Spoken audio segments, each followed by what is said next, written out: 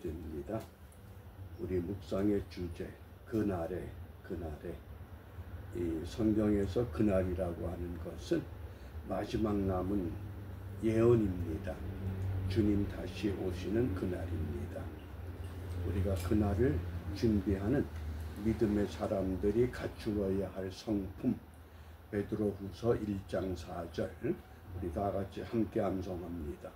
이로써 그 보배롭고 지극히 큰 약속을 우리에게 주사 이 약속으로 말미암아 너희로 정욕을 인하여 세상에서 썩어질 것을 피하여 신의 성품에 참여하는 자가 되게 하려 하셨으니. 베드로후서 1장 4절. 우리 특별히 데살로니가서에서는 이 주의 성품에 참여하는 사람들을 일컬어서 우리 주님을 닮아가는 삶을 오늘 우리에게 교훈합니다.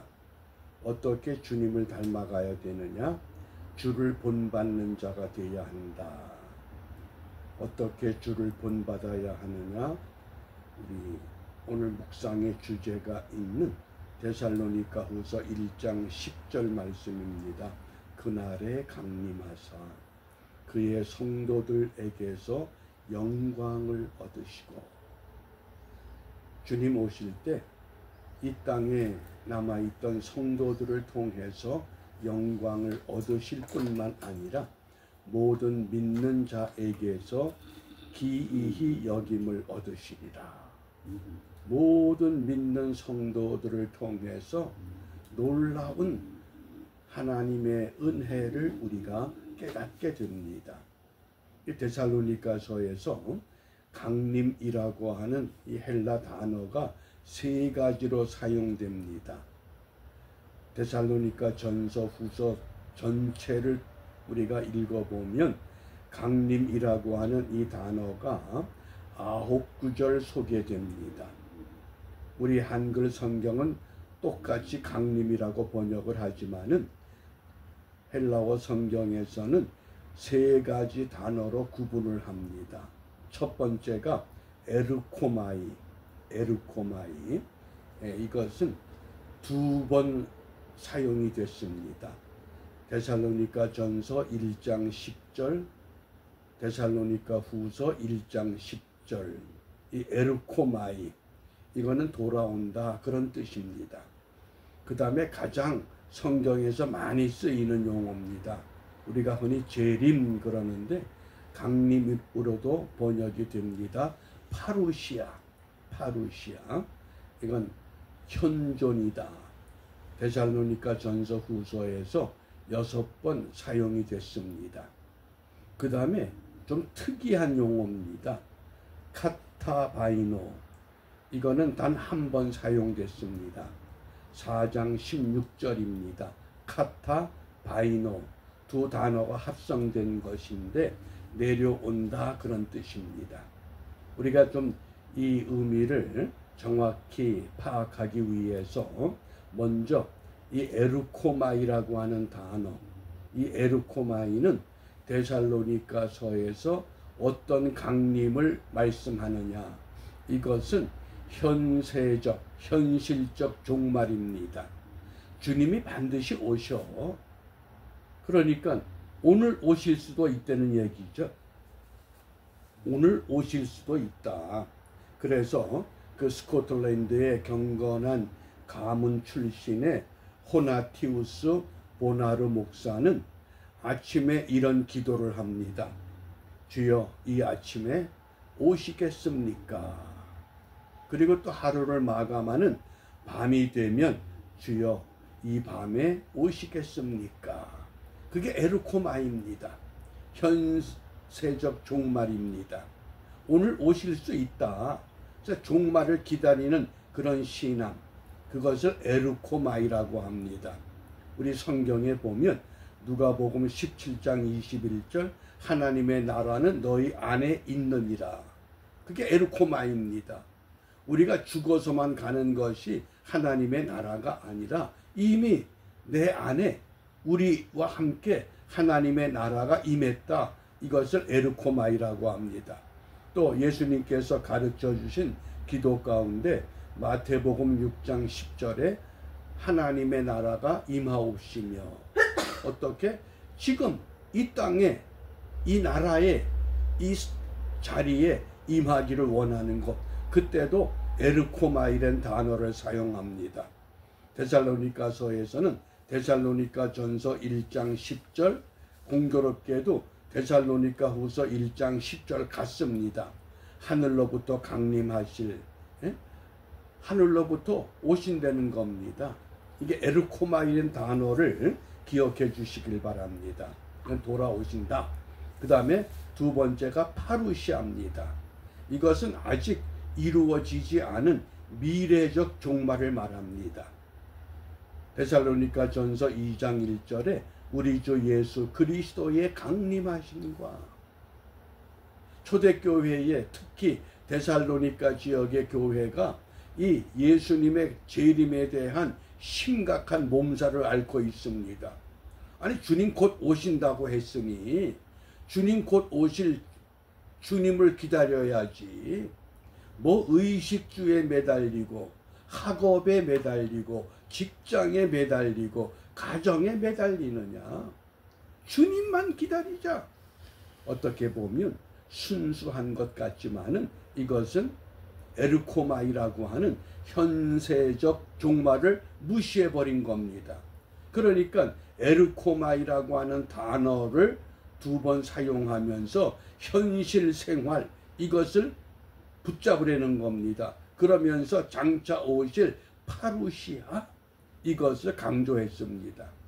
또 베드로후서 3장 12절에 보면 하나님의 날이 임하기를 바라보고, 이때도 파루시아입니다. 대부분의 신약 성경이 강림 재림을 말씀할 때는 파루시아라고 하는 용어를 사용합니다. 또 우리가 사람이 오는 것도 파루시아입니다.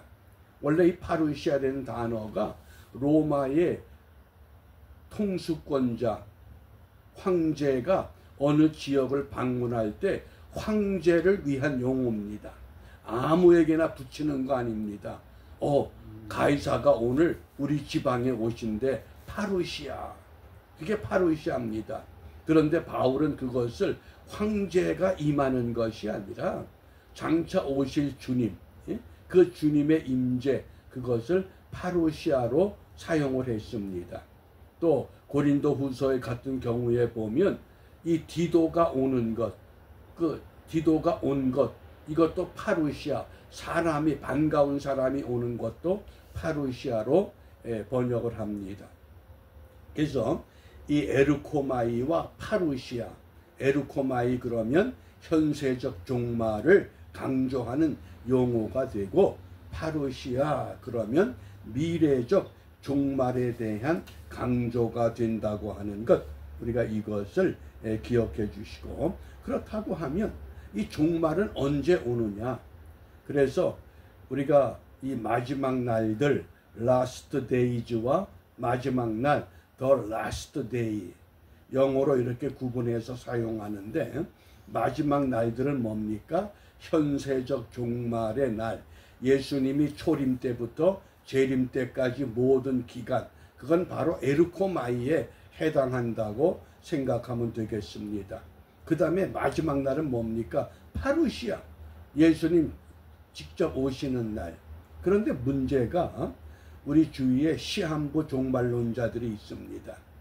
이 시한부 종말론자들은 예수님이 언제 오신다고 하는 날짜를 예언하는 겁니다. 재림의 날을 하나님이 직통계시로 보여주셨다, 들려주셨다. 재림의 날을 예언하는 그런 그 사이비들은 전부 시한부 종말론자들입니다. 우리가 분명히 기억할 것은 성경은 어떻게 말씀하느냐. 마태복음 24장 30절, 그 날과 그때는 아무도 모르나니, 그날과 그때는 아무도 모른다고 하셨습니다. 심지어 하늘의 천사들도 아들도 모르고 오직 아버지만 아시느니라. 이걸 잘못 생각하면 예수님도 모른다 그럼 어떻게 됩니까? 그건 삼위일체를 부정하는 겁니다. 예수님께서 너무 이 재림의 날짜에 얽매여 있으니까 이건 아버지 고난이야. 삼위일체인데 아버지가 아시면 예수님도 아시는 거죠. 우리가 그 깊은 의미를 바르게 깨달으셔야 됩니다. 그러나 한 가지 분명한 게 있습니다. 마태복음 24장에 보면 마지막에 징조가, 4가지 징조가 있다고 그랬습니다. 첫 번째, 거짓 그리스도, 시한부 종말론자들 같이 하나님이 나에게 직통으로 계시하셨는데 나에게만 알려주셨다. 몇 월 며칠 몇 시다. 그게 다 거짓 그리스도입니다. 그 다음에 두 번째, 민족이 민족을, 나라가 나라를 대적하는, 우크라이나 러시아의 이 전쟁, 이런 것들, 지금 이 중동 지역의 이 팔레스타인의 이 심각한 갈등 구조, 민족이 민족을, 나라가 나라를 대적하는 싸움. 그 다음에 세 번째, 처처의 기근과 지진입니다. 우리는 굶주림을 모르고 살지만은 아직도 지구촌에서 굶주린 사람들이 거의 40%, 50%, 심각하게는 60%까지 잡습니다. 매일의 양식이 없다는 겁니다. 그 다음에 네 번째가 불법이 성행한다. 얼마나 불법이 성행합니까? 공의와 정의가 사라져버린, 그래서 그 현상을 사랑이 식는다고 말씀하셨습니다. 우리가 이 징조를 잘 볼 수 있어야 됩니다. 지금 오늘 우리 어떤 징조가 우리 주위에서 나타나고 있는가? 그래서 마지막 우리 주님께서 이렇게 당부하셨습니다. 마지막 끝은 어떤 모습이냐? 마태복음 24장 14절에 그러나 복음이 땅끝까지 전파될 때에야 끝이 온다는 것을 잊지 말아야 한다. 복음이 땅끝까지 전파된다. 이제는 대부분의 사람들이 휴대전화를 다 가지고 다닙니다.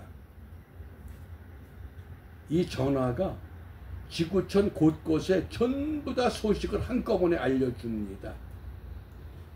과거에 볼 수 없었던 현상입니다. 그러니까 복음이 전달되는 과정, 통로가 너무 넓게 열려져 있습니다. 이제 우리는 이러한 문명의 이기를 바르게 사용해서 복음을 전하는 일에 심혈을 기울일 수 있어야 하겠습니다. 그러므로 우리가 무엇을 기도하느냐? 마가복음 13장 13절에 또 너희가 내 이름을 인하여 모든 사람에게 미움을 받을 것이나 나중까지 견디는 자는 구원을 얻으리라. 마지막 때에는 인내하는 것도 은혜입니다. 참고 견디는 것도 하나님의 은사 가운데 하나입니다. 그러므로 끝까지 믿음으로 견딜 수 있는, 그래서 다시 오실 주님을 믿음으로 기다리자. 이게 우리 기도 제목입니다. 어떻게? 예수 내 구주, 예수 내 생명, 예수 내 권세가 되시기 때문에 예수 그리스도 임마누엘, 예수님의 세 가지 호칭을 통해서 우리가 분명한 믿음의 고백을 이루어낼 수 있는 복된 하루가 되시기를 바랍니다. 기도합니다. 너희가 본대로 다시 올 것이라 말씀하셨던